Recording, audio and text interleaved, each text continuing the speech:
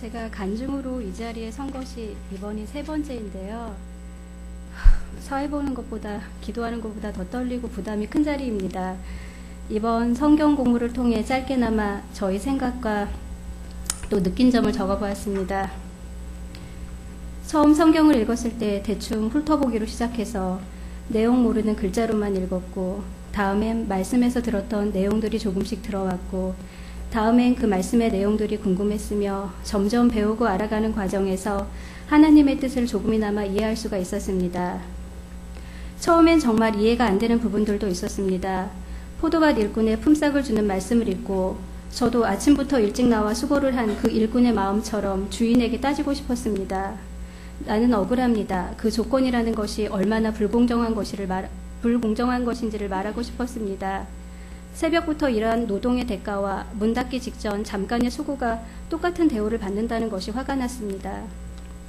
또한 아버지에게 받은 유산을 들고 집을 나간 아들이 흥청망청 모든 걸 다 잃고 돌아왔을 때 그 작은 아들을 위해 새 옷과 소를 잡고 잔치를 하는 아버지를 이해하지 못하는 큰아들 마음 또한 저의 마음이었습니다. 성경을 배우고 알아갈수록 하나님을 믿는 것이 기독신자로 산다는 것이 쉬운 것이 아니라는 것을 알았습니다. 저의 마음이 저를 자꾸만 불편하게 합니다. 처음엔 이유를 몰랐습니다. 이 불편함이 무엇인지를.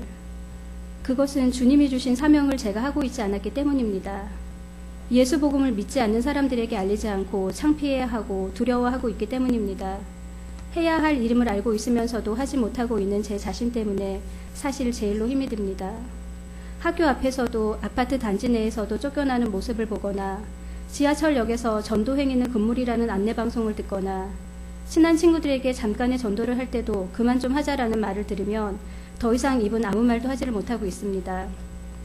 그런데 어떻게 바울 선생이나 스테반 같은 분들은 비난과 멸시와 학대의 고통을 겪으면서도 감옥 안에서 감사의 찬송과 기도가 나올 수 있는 것일까?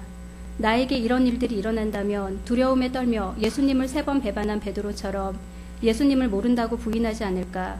여러 생각들이 제 마음을 복잡하게 할 때도 있습니다. 요즘 일어나고 있는 IS의 잔혹한 만행과 미국의 동성연애 합법을 인정하는 믿지 못할 일들이 일어나고 TV나 인터넷을 켜면 불륜과 퇴폐와 잔인함과 폭력이 아무렇지도 않게 보여지고 전해지고 있는 것들을 보면서 자라고 있는 우리 아이들을 볼 때 무엇이 죄인지 그것들이 나쁜 것들인지를 인식하지 못하면서 성장하는 것이 정말로 두렵습니다. 그래서 우리가 기독신자들이 말씀을 잘 듣고 배워 우선은 우리 자녀들에게, 우리 학생들에게 바른 영을 심어주는 것이 얼마나 중요한 일인지를 또한 깨달았습니다.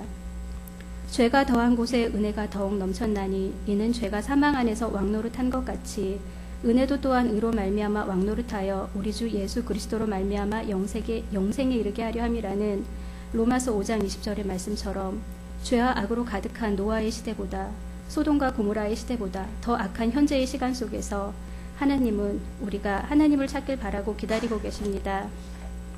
성경은 하나님을 알아가는 첫 단계이기에 항상 말씀의 묵상이 끊이지 않아야 하며 주님 재림의 날이 가까이 옴을 깨닫고 신랑이 오기를 기다리며 항상 등불을 켜놓고 준비하고 있는 신부와 같은 제가 되기를 간절히 원합니다. 아멘.